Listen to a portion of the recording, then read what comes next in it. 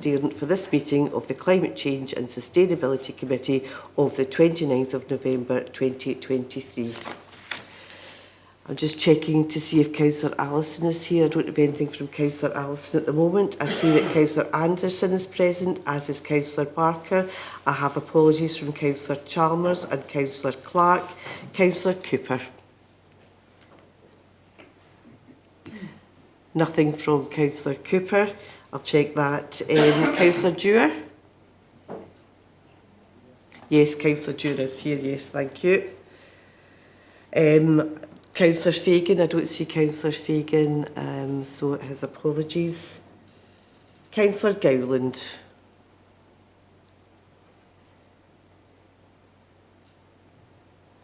I don't see Councillor Gowland as being present at the moment. Councillor Hamilton is present. Apologies from Councillor Horsham. Councillor Keat. Don't see anything at the moment from Councillor Keat. Again, I'll keep an eye on that one. Councillor Lambie is present. Councillor Lockhart. And again, not seeing anything. I have apologies from Councillor Loudon. I'm aware that Councillor Cowan is substituting for Councillor Loudon, and I see that she's present in the meeting. I have apologies from Councillor Mars, and Councillor Frame is substituting for Councillor Mars, and I see that she's also at the meeting. Apologies, Councillor McAdams. We have present Councillors MacDonald, McDougall, McGeever. Apologies from Councillor Nugent. We also have present Councillors Razak and Robb. Councillor Ross. Not seeing anything from Councillor Ross at the moment. Councillor Scott is present. Councillor Thompson. Not seeing anything from Councillor Thompson at the moment. And I'm not seeing anything from Councillor Toner either. There are a number of officers present at the meeting. I don't think I've left anyone out, but I will keep an eye on the Dearden as the meeting goes on. So with that, Chair, I'll hand back to you for the business. So, Councillor Walker, I do have you, and I'm sorry I didn't call your name, so thanks for that. Thank you, Pauline. I'll give a very warm welcome to everybody in the coldest of mornings. Yeah, Lindsay? Councillor Gowland can't get on. Can somebody say them the mic, please? Yeah. Sure. Okay, we'll do that. No, you're all right. No worries at all. Thanks, Lindsay. So just go on to item 1, declarations of interest. Does anybody have any? I'm not seeing any, so I'll ask that we move that as a correct record of the last meeting. And item 2, minutes of the previous, declaration of interest. I'm all over the place this morning. I apologise. I've had absolutely no sleep overnight due to a very sick toddler. So I'll ask anyone that notices me making less sense than usual to just prod me, and I'll get back on track, I promise. So, declarations of interest, we have none. Moving on to item 2, minutes of previous meeting, pages 3 through 10 of your pack. And can I ask anyone to let me know if they have any comments? The minutes are fine, but I just wanted to ask if all matters arising. Yeah, sure, Kirsten.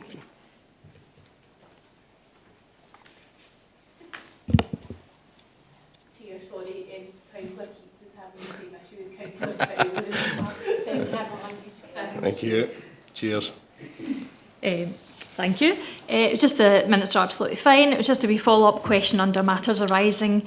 If David, if you'd had a chance to speak to colleagues in Housing and Technical Resources about the anticipated timescale, it's on page 9, by the way, for the Council to be in a position to set out its plans to achieve net zero for its buildings by 2038.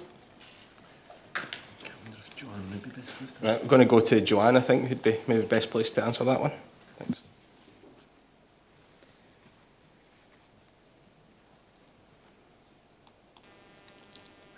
Thank you, Councillor Robb. At the moment, I don't have a time scale for doing that. We have, as we've mentioned previously, a number of feasibility exercises going on just now. There's also, my colleagues have just pointed out to me this morning and yesterday, a number of Scottish Government consultation documents have come in. So we have to evaluate those to establish match up our feasibilities with the expectations to see what the timescales will be. But I would be hoping in quarter 1 or quarter 2 next year we'd be bringing back a bit more information about those proposals and the financial implications. Thank you.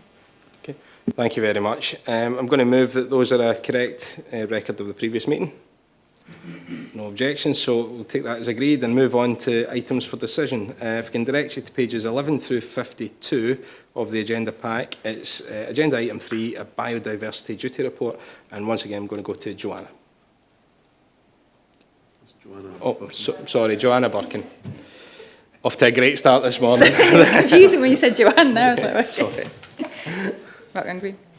Okay, right. So the new Scottish Biodiversity Strategy sets out the ambition for Scotland to halt biodiversity loss by 2030 and to restore and regenerate biodiversity across the country by 2045. So this will need a proactive action across the whole of society, with public bodies being exemplar in this space. We cannot achieve a net zero, net positive Scotland by 2045 without the important contributions of all public bodies to protect biodiversity. So the Nature Conservation Scotland Act requires public bodies to report every 3 years on the actions they have taken to meet their biodiversity duty. The current reporting cycle covers a period from the 1st of January 2021 to the 31st of December 2023 and is due to be published on the 1st of January 2024. The Biodiversity Duty Report demonstrates the fulfilment of a legal duty of the Council, outlines our contributions made towards Scotland's international biodiversity commitment, our contributions towards sustainable development, and ensures that biodiversity duty reporting makes a meaningful contribution to our priorities as set out in the new Scottish Biodiversity Strategy.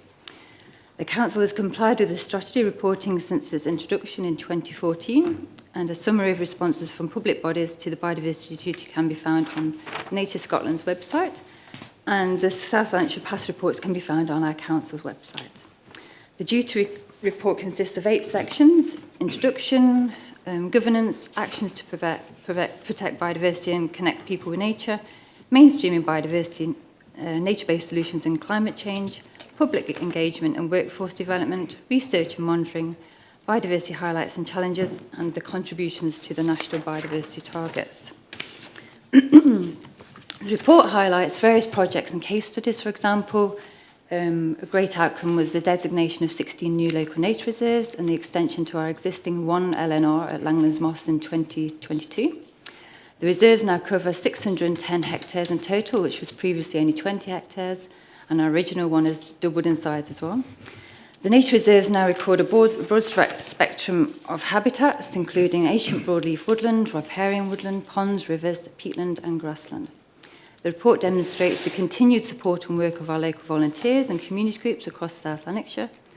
The average time spent now volunteering each year is around 4,746 days, which equates to about £474,000 per year. It is estimated that 900 hectares of land have been improved for biodiversity and access by working with volunteers in this way. The creation and improvement of habitats for pollinating species, including projects of butterfly conservation, bug life, and Glasgow and Clyde Valley Greens Network Trust. Supporting outdoor play by providing access to funding and for training and equipment, building capacity to help groups run their own outdoor activities and provide opportunities for children to explore nature close to their homes and their schools. The report also highlights a £200,000 peatland restoration project at Langlands Moss Local Nature Reserve, where we moved 20 hectares of over-mature conifer plantation trees from the reserve, and we installed around 200 to 300 metre length of dam, allowing the water table to rise back to its natural level and to encourage the growth of sphagnum bog mosses, to help the peat to become an active carbon sink once more. And finally, I've just touched on the planting of over 6,000 trees as part of the Council's commitment to the Clyde Climate Forest and to help ash dieback disease recovery in the region. Thank you very much for that, Joanna. Much appreciated. Can I ask any members of the committee who wish to comment or ask questions to indicate now? Kirsten. Sorry. Thanks very much, Joe, for the report and all the work that you do. Just to highlight that there is a nature emergency, highlighted in the report yourself. The State of Nature report in 2023 said that the UK is one of the most nature depleted countries on earth. And aside from being dangerous to our survival. Nature has an intrinsic value in itself, so we all need to remember that as well when we're planning things. Also note the amount of money from the Nature Restoration Fund that's been brought into the council, £1 million, and as you said yourself, Joe, the value of volunteer time as well at £500,000 as well. My question is about on page 40, about the peatlands as well. There's a bit of a gap in the data there to understand how it could contribute, more peatlands could contribute towards being a carbon sink in part of our net zero plans and so on. Are there any plans to fill the data gap and bring in more peatlands to become in favourable condition to absorb carbon as well for the biodiversity? Yeah, so Glasgow and Clyde Valley Green Network Trust have just employed a peatland officer to sort of work with, the council own 2 peatland sites at Moss Nuke and Langlands Moss, local nature reserves. So the peatland officer there will look at all the rest of the sites. There's a huge amount of peatland to the south of South Lanarkshire, and she'll be working with landowners and private landowners and encourage them to sort of improve their peatland sites there. Yeah. Thank you. Thanks very much. Just want to say myself on this, on the local nature reserves specifically, I was kind of blown away by the enthusiasm that some residents have for this, and they've really rolled up their sleeves and got involved in making their communities better places. The one at the top of my ward in particular, Neilsland and Ernock, is really coming along. I spent a morning there in March, I think it was, planting trees, and it really is kind of backbreaking work. So to see people volunteering to give up their time and do that is something else, and it will make a big difference, and I'm looking forward to, in years to come, seeing the product of all their efforts. So just a congratulations and a thanks to everyone who's been involved, whether it's our own staff, the Countryside Rangers in particular, I know, and as well as community volunteers. So thank you. I don't see any other requests to speak, so with that I'm going to ask the committee to agree the report. Agreed, second. Thank you. We'll move on to item 4, pages 53 through 80 in our packs, the Public Bodies Climate Change Duties Annual Report, and I'm going to go to Catherine McCafferty to speak on this one. Catherine. Thank you, Chair. The purpose of this report is to present the Council's annual Public Bodies Climate Change Duties Report for 22-23, and the recommendation is that the Council's Public Duties Climate Change Duties Report is approved. Section 3 of the covering report provides the legislative background and the Council's duties under the Climate Change Scotland Act 2009. The Act places duties on all public bodies in Scotland to reduce greenhouse gas emissions, adapt to a changing climate and to act sustainably. Public bodies are required to prepare annual reports on their compliance with these duties and publish and submit these reports to the Scottish Government. Section 4 of the covering report advises that approval is required by the committee to publish the Climate Change Duties Report on the website and to submit to the Scottish Government by the 30th of November. A full copy of the draft Climate Change Duties Report for 22-23 can be found at Appendix 1. The report is based on a template issued by the Scottish Government and contains 6 sections. The first is a profile of the reporting body. Second is governance, management and strategy. The third section is on emissions, targets and projects. Fourth section is on adaptation, a section on procurement, and the last section is on validation. Section 4.4 of the covering report provides some of the highlights of the annual report, including that there is a robust climate change and sustainability governance structure led by this committee and supported by the Climate Change and Sustainability Steering Group. A strategic environmental assessment process is also in place that ensures that all plans, policies and strategies undergo an environmental assessment. Carbon reductions of 65.7% have been reported in the year 22-23 compared to the baseline year of 2005. We've also highlighted the 16 new local nature reserve sites that have been developed, and we've highlighted that the Council participates in Climate Ready Clyde, which is a collaborative initiative with an adaptation strategy which covers the whole of the Glasgow City region. Section 4.5 outlines how the Council's own carbon footprint is measured from 5 sources: energy consumption from buildings, disposal of household waste, energy consumption from street lighting, and emissions associated with our fleet and staff travel. Sections 5, 6 and 7 of the report detail the employee, financial, climate change and environmental implications. Section 8 highlights the annual statutory reporting requirements that have implications for all council resources, and that climate change and carbon reduction targets are included in the council's top risks. So back to the recommendation of the report, and that is that the council's annual Public Duties Climate Change Act is approved. Thank you. Thanks very much for that, Catherine. Can I invite members to indicate now if they wish to comment or ask any questions? Okay. Kirsten, over to yourself. Thank you. Feel free to take anyone else first. Okay, thanks very much. Oh, yep. Thanks very much, Catherine, for the report. Lots of detail, and I think it's a lot for people to get their heads around as well, but it was really useful. I'm happy to approve the report, and I think it's worth drawing to people's attention that most of the cuts have come through decarbonisation of the grid. So that's good, but it shows there's still quite a long way to go for ourselves as well. On page 71, I'll draw your attention to the organisational targets to reduce emissions to net zero, which are in line with the national targets as well, which gives us 12 years to reduce by 100,000 tonnes of carbon dioxide. And the majority of those reductions are in buildings, if I've got the stats right.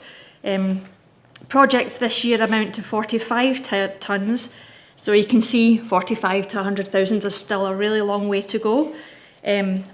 But it's good the administration says they want to ramp up action on climate change, and equally the council's risk register acknowledges that climate change is a top risk and says that we need to produce a financial plan to make sure we strive to achieve that.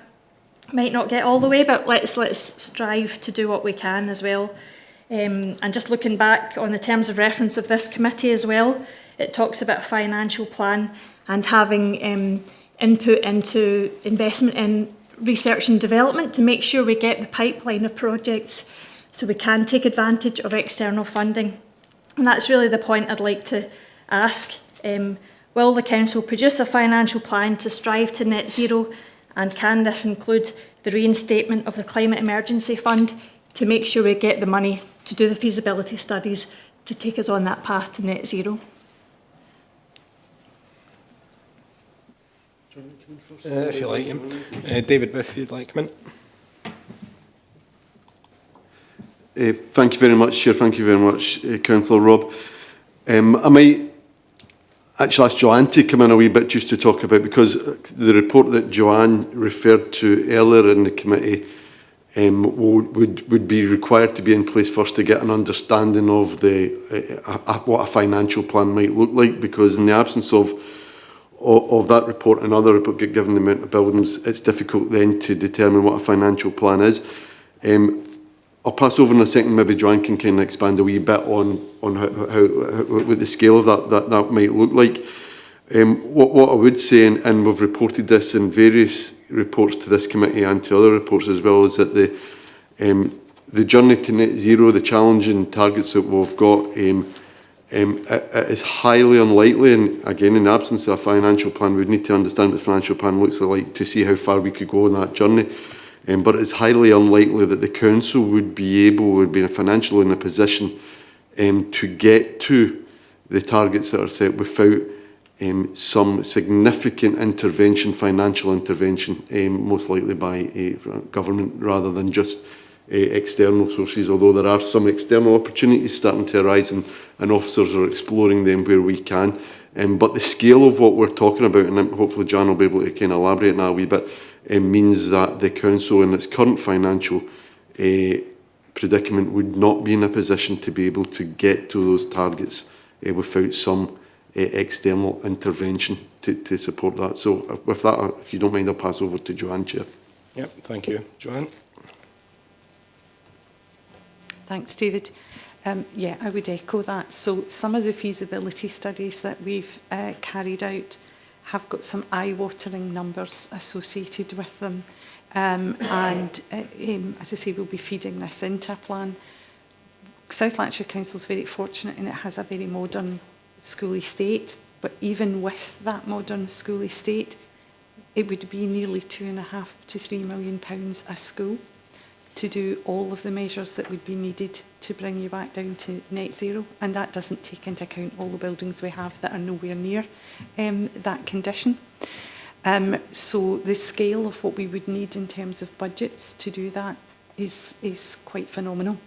However, we are using the information that we've got from the feasibilities to inform our existing investment programmes. So through our CEIF programme and through the life cycle programmes, whenever we are looking to do an investment, we are looking at the new standards and matching up as much as we can with existing budgets.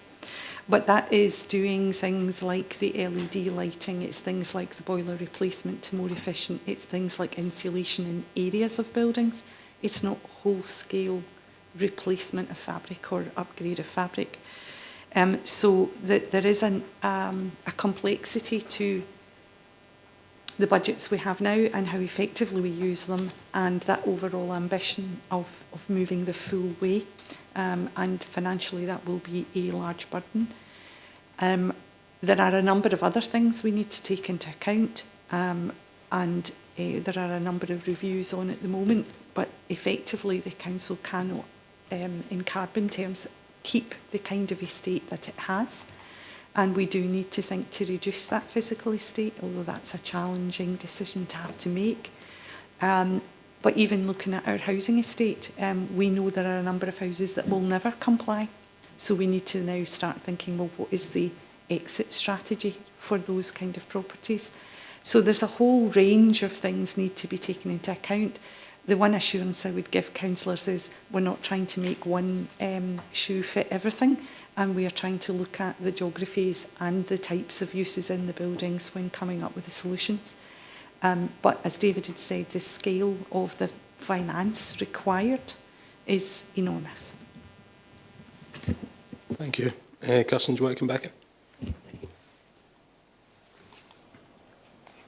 Thank you. Yeah, just to thank everyone for their answers. Appreciate it's a huge job, and look forward to discussing the financial plan and seeing what can be done and what external funding can be brought to it. Thank you.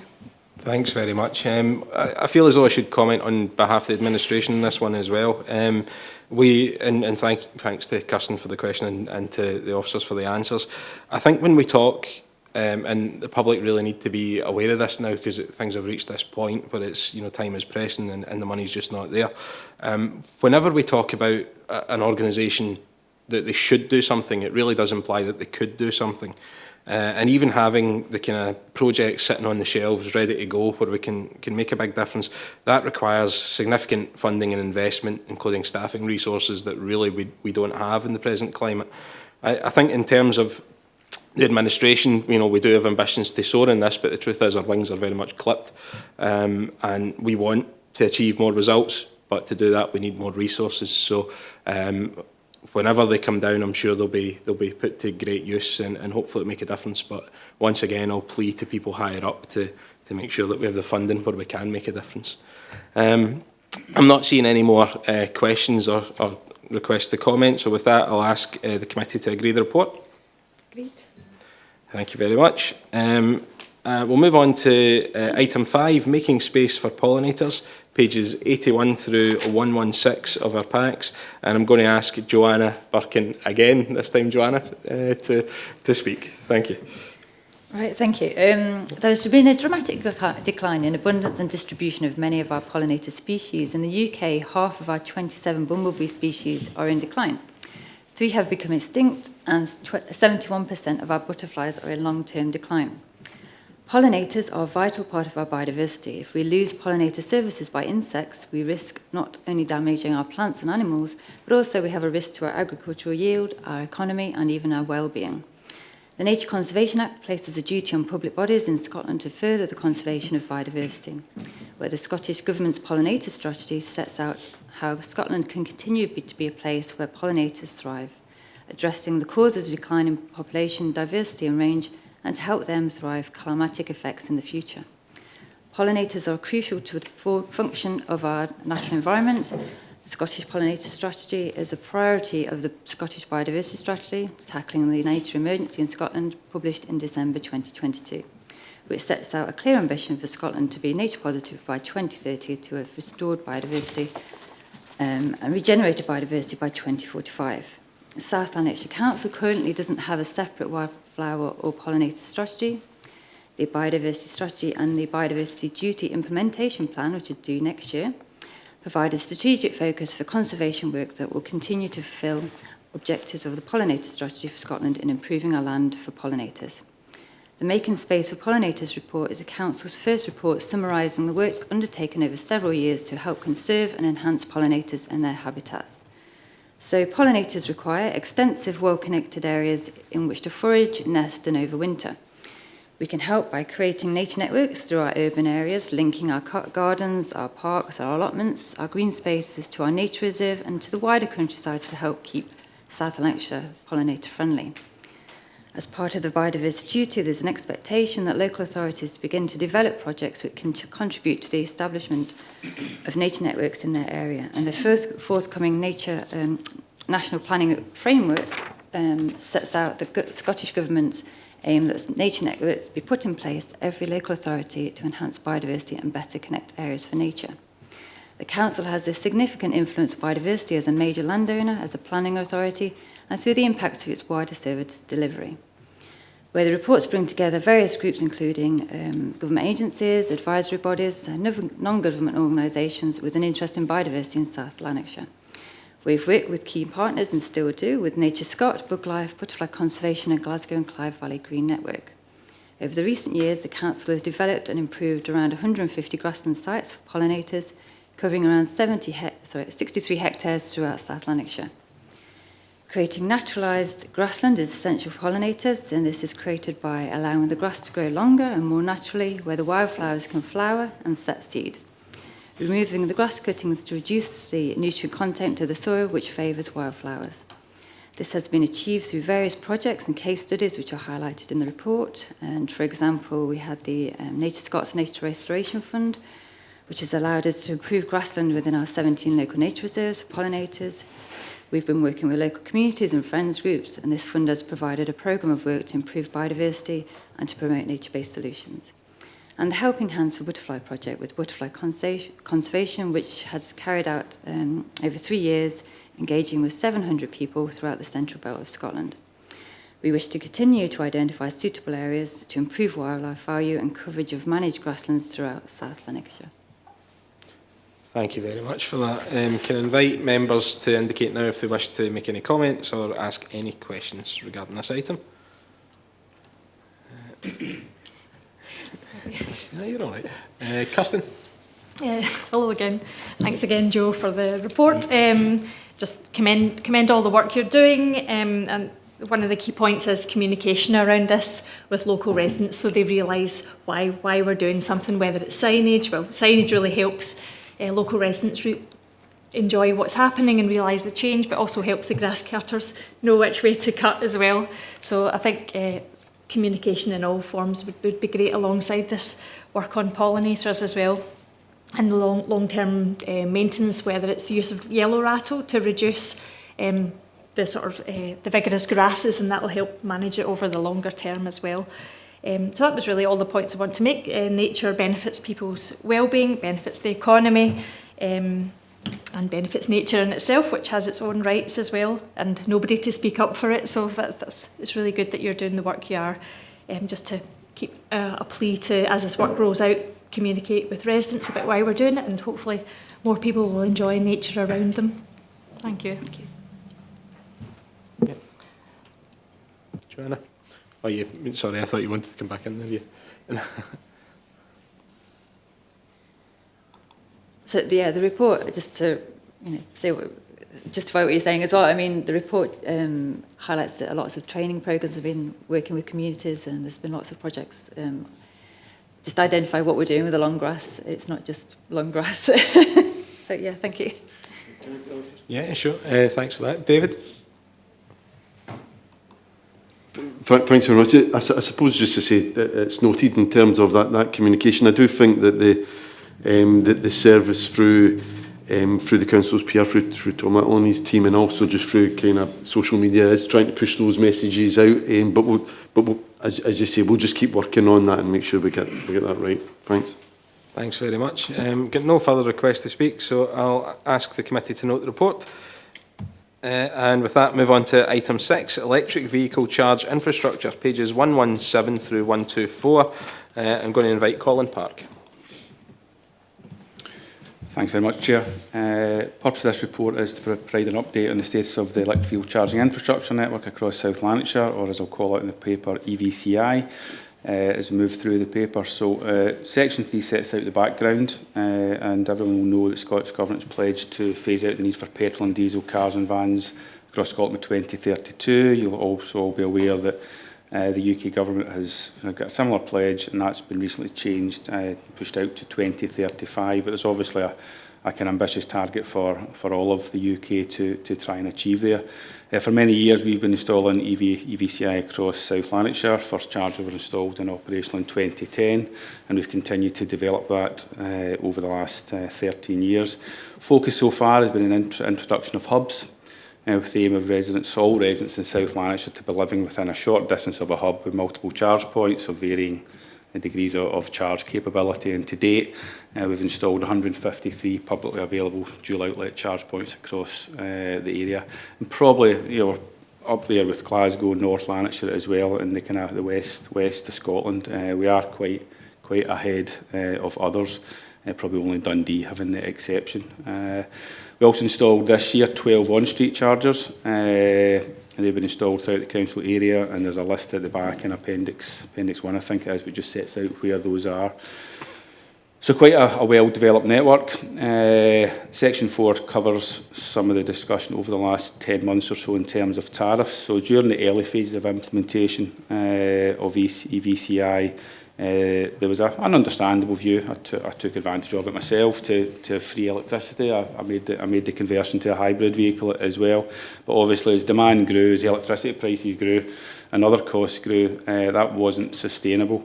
And we took a paper to Executive Committee last September, and we introduced tariffs in November last year, which basically sought to meet the costs of running the network, provide hopefully an element of investment that we could put into a sink fund for replacement and maintenance and expansion. That was brought in November, and we've been running with that right up until March this year, where we began to notice that wasn't washing its face very well at all.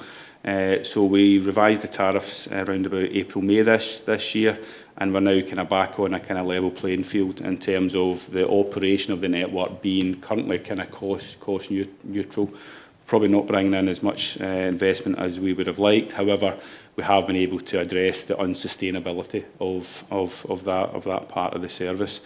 So the tariffs that have been set just now kind of reflect the tariffs in the area, both public and private, and they are being kept under review as we move into the new calendar and financial year. What the tariffs did, and you'll see in Section 5 there, just kind of from a couple of graphics there, you'll see a significant reduction in kilowatts drawn from November 22, a number of sessions. That can be looked at two ways. You can look at that, that's discouraged people from having an electric vehicle. You can look at it in another way to say that's made sure people are not taking advantage of free electricity, and it's provided capacity at these locations for others to make that kind of switch who don't have a choice. We're not seeing any change. It's not as if kind of EV ownership has went down because of tariffs. And many people have heard this kind of story. I've told it many times. I've got a friend who, let's just say, he drives a nice kind of car. And he was taking advantage of the free council electricity, and now he's charging at home. So he's now charging at an appropriate location, and that charging point's been freed up for others to use. Some interesting metrics at 5.2 and 5.3 in relation to the amount of energy that's been drawn from the charge points in terms of the 10 million vehicle miles based upon an average of 3.5 miles per kilowatt hour. And obviously 5.3 also talks about the amount of CO2 emissions that have been saved as well. So really kind of positive metrics there. Section 6 though kind of talks about where we're going to now. So some of you may be aware in 2023 Transport Scotland launched the EVIF fund. This fund was introduced it's over a 4-year period, and it's to allow us to look to expand the network across Scotland. Funding has been provided already to allow us to develop some expansion plans. And for the last 6 months, South Lanarkshire, along with 7 other local authorities that form the city region, have been pooling resources to develop the strategies that will feed into a wider expansion plan. For South Lanarkshire at 6.3 there, it says we're looking for an extra 1,283 charge points by the end of 2026. Very ambitious, a bit like some of the targets we've talked about earlier on. I think it will be challenging to meet, but let's try and meet it, and let's get as many as we can.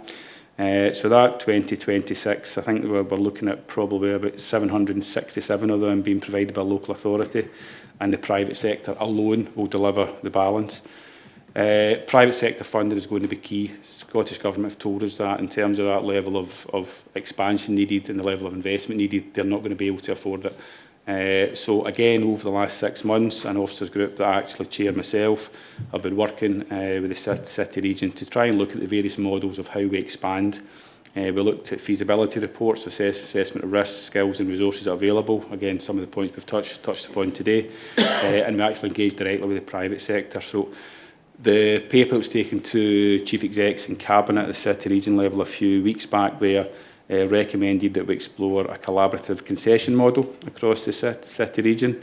And that's where the public and private sector share the legal rights and responsibilities of owning the infrastructure, the charge points, related equipment and associated assets, the level of ownership, and therefore the risk the public sector keeps will be determined within the contractual arrangement.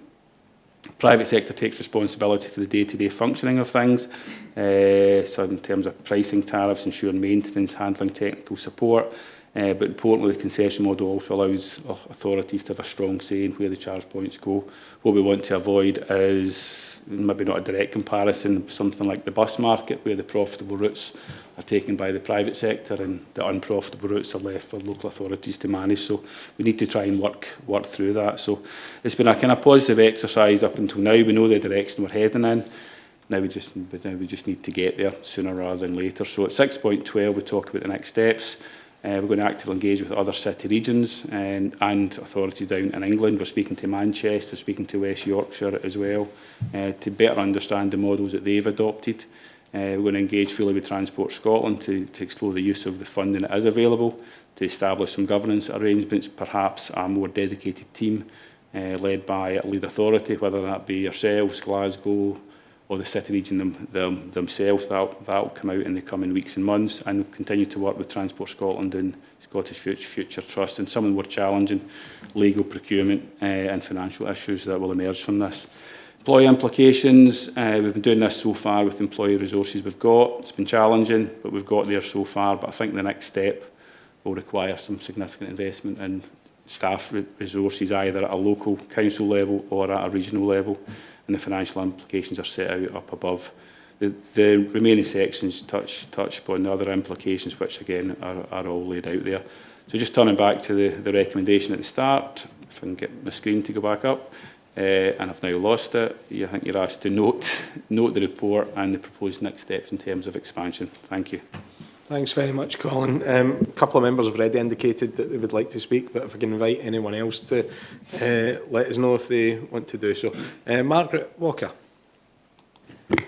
Thank you, Chair, and just to say thanks very much for the report. I think I had raised something in terms of getting more information about, a joint approach and the regional approach. So I think that's very positive, because obviously transport and reducing emissions is absolutely major. It's the key area that we need to actually tackle to get emissions down. So I would welcome the contents of the report and the fact that it's going to be a collaborative report. And obviously the private sector, the Scottish Government has said the private sector needs to be involved, and I think we should have the private sector, but I have expressed a concern before about given the challenge and the necessity to get the emissions down in terms of transport. I have expressed concern about the fact that so much of it is going to still be with the private sector, which at the end of the day has a profit motive before the priority for saving the planet. So I won't go into that, at the meeting for that. So I would actually say we should continue to lobby, though, for the Scottish Government to have a national approach to this, because it's a national UK, Scotland-wide approach that's needed. But having said that, I think that the work that has been done to date is really excellent, and hopefully will make some impact. So thank you for that. Councillor Hamilton. Thanks very much, Chair. And I think Margaret's covered some of the stuff that I was going to say as well. There is, as you say, the importance between the private and public sector and making sure that the private sector take some of the places that are less profitable and we're not just left with them. But it was actually a bit of a parochial question, which I hope the Chair will indulge me in, because I know sometimes we're not allowed to ask ward questions. But I noticed that there's a good list here where the chargers currently are, but I noticed that in my ward there is some in Carluke and there's a couple in Crisford, but I was just wondering what the plans were for Law, if you knew them, and Braidwood as well, if you know off the top of your head, Colin. Colin. No. What I'd say just now is a lot of the infrastructure just now, the locations have been driven by where it's been cost effective to put in. So, the first batch of chargers we put in 13 years ago were our own knowledge, where we thought we needed them, where we had our own land, where we had substations we could tap into easily. The next batch, the significant investment was 2-3 years ago through the PACE project, where we worked with Scottish Power Energy Networks. Again, similar. We took a bit of a work stream forward where we identified some heat maps where we were seeing some intelligence about car ownership growing in certain areas, and we overlay that with where the Scottish Power Energy Networks had the capacity, and we basically picked the ones that, one, it'd be not cheaper, it'd be more cost effective to invest in. So we've done the other low-hanging fruit. So the next stage of the exercise is to do what you're talking about. So where are the gaps? And that's what will be coming forward as part of the next stage. So I'll look into it when I go back to the office. Stuart and Sandy may have some more local knowledge about what we're doing. We don't have any other investment plans immediately just now. The only funding we've got was the funds that we brought in the on-street chargers for this year. But I'll certainly come back to Councillor Hamilton on that. Okay, thank you.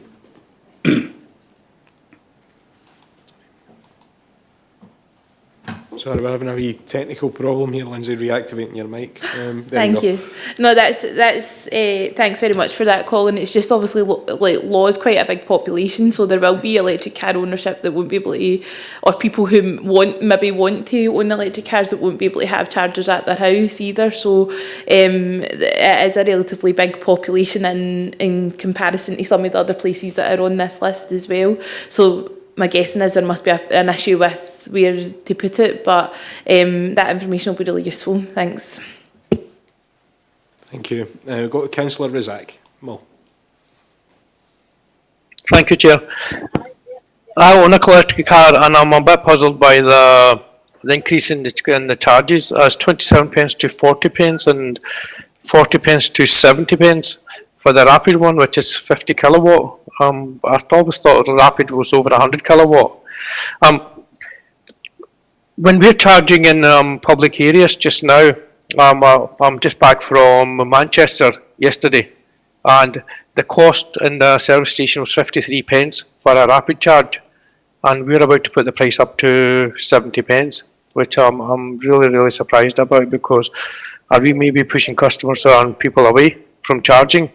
The second part of my question would be about people living in flats and living in areas where they don't have a charger on their property, so they'll be using council facilities. So my question would be that the Scottish Government and the Greens are pushing us on to saving energy and also on saving the planet, which I find is laudable, but there doesn't seem to be any funding towards us. And see, this lack of funding it's quite destructive for people that are in platted properties that don't have the facility. So, number one, I would say is that we probably need more chargers, but number two, as Lindsay has said, and number two, we look at the pricing, because you may be pricing people out of it as well, because purchasing an electric car is more expensive as it is. And my final one would be, we've got electric cars sitting in the car park that have been lying there idle for a few years now. What exactly is happening with them? Because surely that's a waste of a resource. Thank you. Thanks, Mo. I'm going to go to Colin in the first instance. Thanks, Chair, and just kind of pick up on those 3 points. Take the last one first. I'm not aware of any electric cars that are sitting in the car park and have been idle for a number of years, so I'll happily pick that up with Councillor Razak later if we want to identify what vehicles those are, and we can pick that one up later. In terms of the tariffs, just to kind of point out, the paper doesn't propose increasing the tariff. So the Executive Committee last September we agreed to introduce tariffs as of November last year, and it was delegated authority given to David Booth and to set tariffs that tracked both the public and private sector rates. That's what the initial tariffs were set at back in November, and that compared local government rates across Scotland and the private rates, and that's what the initial tariffs were set at. They were reviewed in May this year, and that's what took the tariffs up to 40 and 70 pence. And we can evidence the logic there in terms of kind of tracking the public and private sector rates. There's lots of charges behind the scenes. It's not just the cost of electricity. It's the cost of the transaction fee for using your credit card. It's the cost of replacement. It's the cost of maintenance. It's the cost of generating a level of profit to allow us to expand and invest in the network going forward. So I'm comfortable that the tariff rates that are set at this moment in time reflect the costs that councils are incurring. You'll maybe remember last September, I'm sure the Executive Committee report referenced we were running at £750,000 short in terms of what this was costing us, and we've managed to balance that up now. So it's not costing us anything. We're making, let's just say, a modest element of profit that will allow us to invest in the future, but it's not what we were looking for. But the important thing is we have arrested that unsustainable budget pressure. The last point you'd mentioned about lack of funding and EV expansion plan. The report references the funding that has been made available for us to look into what the expansion needs are, and that's what we're talking about, the 1,200 or so points are needed for South Lanarkshire. Across the city region, there's about 5,500 that are needed, and that's what we're now looking at. How do we achieve that? What's the model? That's a significant investment that's needed. I think it's over 100 million, and the Scottish Government have made it clear they can't fund all of that. And through a mixture of funding, maybe some funding to local authorities, private sector funding, private sector on their own, and a private local authority collaboration, that's how we'll look to expand into the areas that we have to. Thanks, Chair. Thank you. Councillor Razak, would you like to come back in? Or?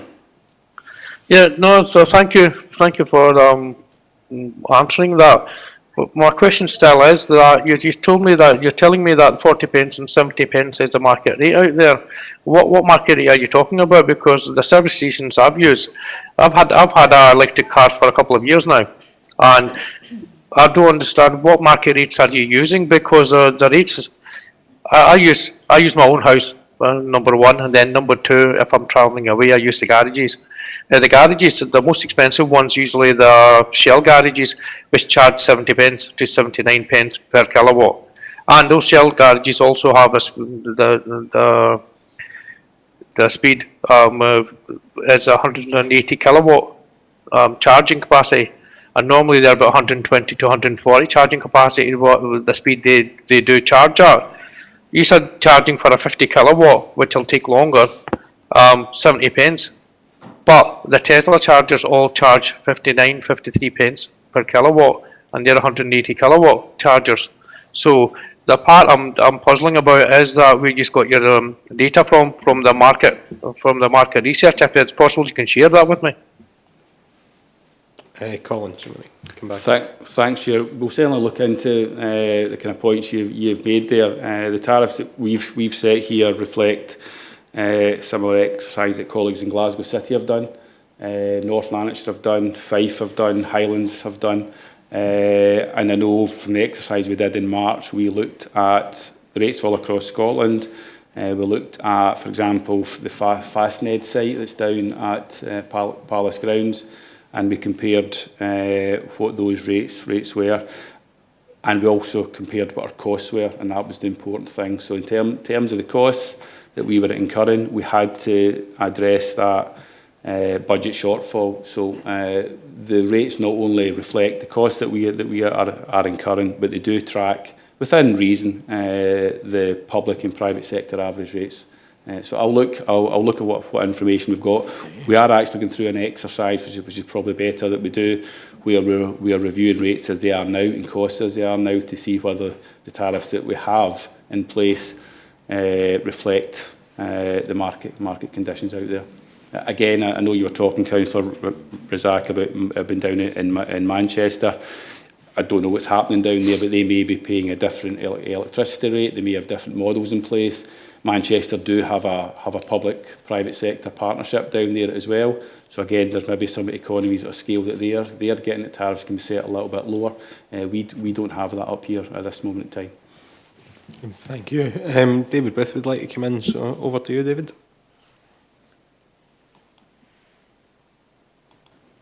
Thanks very much, Chair, and thanks for Councillor Razak and for Colin for their contributions. It's just really to underline the point that Colin's made, which is that this was running at a £750,000 loss for the council, and through the interventions that we've done in terms of the charges we've set, we've arrested that loss and we've turned it into something that is now washing its face and is making a marginal profit, which is allowing us to again invest in the infrastructure. So, as Colin says, the costs that we've set is based on analysis that we've done with other local authority providers, an analysis and understanding that's done in the private sector. There are a number of factors, again, within the private sector that will set the costs that they're setting as well. For example, I know that in some of the bigger service stations we're putting that in, they'll be putting the electricity charge at a potentially lower rate because they'll make a profit through their secondary sales of people coming in and buying other products. So there's a lot of things that come into play when we set this, but we believe that the figures that we've set at the moment are appropriate, particularly when based on the costs that we're incurring and the arresting of unsustainable loss that we were carrying when we were offering this for free. Thanks. Thanks very much. If I could just add myself to thank Mo for your questions there, because I do think it's important that we keep this under review, and I'm trusting that we will. You do make some very good points. I think for me, it's I wonder if some of the service stations are, as David said, maybe using it as something of a loss leader to charge lower than it actually costs them in order to bring people in, and that's obviously not something that we would necessarily have any interest in competing with.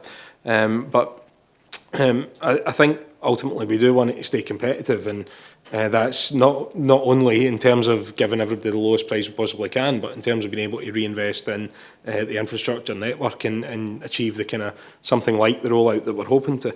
And ultimately as well, I think the public have got to be aware that this was subsidising private vehicles from the council to an enormous cost, and it's not sustainable to do that. And if we were to continue forward, then ultimately that would see money coming out of education, it'd see money coming out of social work, and I know none of us want to see that, including any of the councillors or the public. So we do need to keep it under review, we do need to make sure it's competitive. So I thank Councillor Razak for bringing that issue up, and I hope he's reassured, and we're all reassured that that will happen. I'm going to go to Councillor Barker now. Thank you, Chair. Thanks for the report, Colin, and for David's clarification at the end. The free electricity really was part of a learning curve, but really the learning curve must be that to meet net zero, the cost of motoring is going to be more. It's not going to be less. When we come to council subsidies, general public financial subsidies, it really should be targeted at public transport rather than private motoring. I was pleased to see the charging brought in, which Colin had committed to some time ago, and it has reduced some of the other environmental disadvantages of motorists seeking out council-free charging facilities. That has reduced. So that was my comment. Just the question is for Colin, as we've started to charge for electric supplies for motorists, has it brought any reliability problems? When it was free, they just plugged in, filled up as it were. Now that they have to pay, has it brought extra problems, extra maintenance problems for us? I just wondered that. Thanks very much. Thanks, Ralph. Colin. Thanks, Chair, and Councillor Barker for your question there. It's not brought any new problems, I would say. Most of the infrastructure we have in is relatively modern. It's covered by maintenance agreements. Inevitably, there will be technical faults that arise, which could be at the unit itself, it could be in the app, it could be in the person's phone. So I wouldn't say bringing in the tariffs have brought in any new problems. And we continue to kind of work through them. Clearly, having more units on our asset base means there may be some more problems that occur. But we have systems in place here. We've got kind of contact numbers, customer services via Charge Place Scotland to deal with that. So nothing new. Chair, if it's okay as well, just when David was talking there, I was just opening a report that I was provided by yesterday by Scotland's Futures Trust, and it's maybe just useful to highlight that the current across the UK, the RAC's done a report that says the average price to use a 25 to 99 kilowatt charger across the UK is 71. So bearing in mind that covers our lower chargers as well. We are currently 40 and 70, and the price to use a 100 kilowatt plus charger is 75. So we're there or thereabouts, and it possibly advocates a review of our tariffs as well to reflect some of the kind of pressures we're all seeing. Thank you. Thanks very much. I'm going to go to Kirsten Robb now. Kirsten. Thank you. It's great to see this report update coming forward and the kind of longer term planning and the striving to meet targets, and that's obviously driving innovation and challenging work. So I think it's a general point to make about this type of work. It's challenging, it's new, and it's finding new, and it's challenged us all to find new ways of working together across different sectors as well. So it's good to see different approaches coming forward. Necessity is the mother of invention, as they say. But I just wanted to make some general points about just transition issues that have come up as a bit of a result of casework. But it's to just to ask how just transition issues will be taken account of as the projects move forward. I know councils can influence the locations, which is really good. The sort of things that have come up, a wee bit reiterating what Mo said about people in flats. They can't take advantage of low overnight tariffs. They have to try and charge at the public networks, but they sometimes can't get full charge without the overstay fee. And just people who don't have suitable driveways, maybe people with mobility issues that would like to charge close to their homes. So it was really to ask how this kind of social justice issues are being taken account to remove more barriers to people. And also if the council have any plans to be involved in rolling out EV car share schemes, and just to be any updates on lamppost charging. I don't know if that's more efficient or not. I don't know the technical details, but thank you very much. I'm going to go to Colin again. Thank you, Chair, and thanks, Councillor Robb, for that question.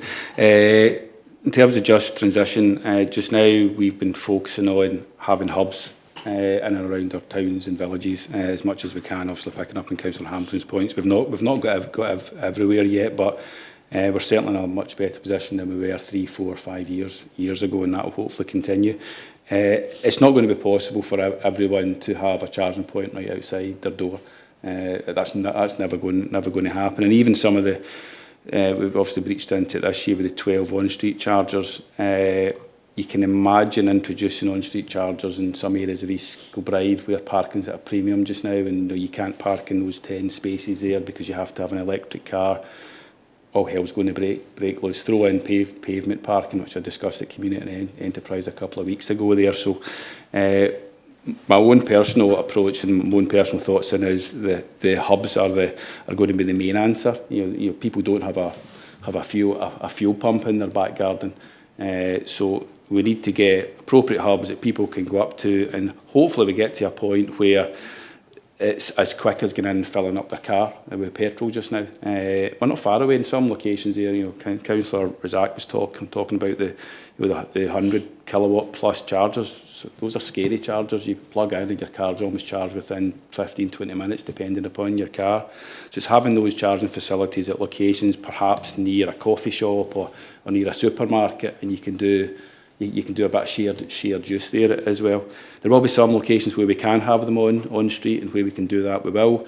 It's not just as simple. I'm sure you might just think you can just plonk a charging unit on a footway, but in that footway there's lots of other services, not necessarily where you think they are either. There's drainage ducts in there as well, so it's not just as simple to do. So we're getting there slowly but surely. I don't think we have all the answers just now, but we're certainly in a much better position than we were previously. There was one last point I don't think I've answered, or have I got everything there?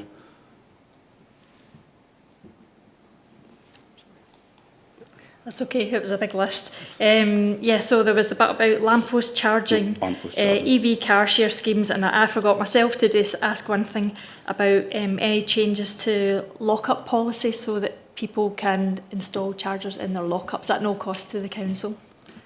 So another 3, sorry there. I'll learn not to forget a question, because now I've got 3. So in terms of lamppost charging, it's not as simple. Most of our lampposts, street lights are at the back of the footway, which gives us a challenge in terms of trailing cables. That in itself is a problem for people who do have the option of charging at home, and they want to run extension cables. So we're trying to work our way through what the policy and liability position will be there. Even if they were at the front of the footway, it's not necessarily as easy, because you might be able to put a unit onto a lighting column, but the power that draws through the units in terms of the underground cabling doesn't necessarily have the capacity that we need, so we're having to upgrade all of the equipment underground as well. So it can be very costly in terms of that. So there's no current plans, but a number of the private operators that we've been discussing, some of them are providing hubs and rapid charging, some are providing on-street charging. So personally I see whatever the Glasgow City region come out with, it will be a mixture of a number of providers, not just somebody that does one particular product. So the market might lead on that, and maybe have some pilot sites. In terms of EV car clubs, again, I'll be honest with you, we certainly don't have any plans to roll that out. It's not something we have the luxury of being able to do at this moment. However, if there's community groups out there, I think Straven Action Group, or whatever the name is of the group, they're looking at a similar thing, and we've given them some support there. We've identified some areas of one of the car parks that they can use as well. So that's the support that we could give, but we don't have any plans to run them ourselves. And in terms of lock-up policy, I'm hoping Joanne's going to come in and help me there. I certainly don't have any plans for that one. Joanne, anything you can add to that? Hi, Councillor Rob. There would be implications in doing that, because most of the lock-up colonies don't have a large electricity supply, and quite often it's a common meter arrangement. So it's not as simple as changing the policy. It does come down to looking to what energy provision could be made. However, we will feed it back into where we're looking at lock-up colony replacement, and see if there is any opportunity. Thank you. Thanks very much. That was a lengthy and decent discussion, so thank you to everyone who took part in it. I'm going to ask committee to note the report. Thank you very much. I have no urgent business, so with that I'll just thank everybody for their attendance, their participation, and see you all later. Bring the meeting to a close. Bye. Thanks.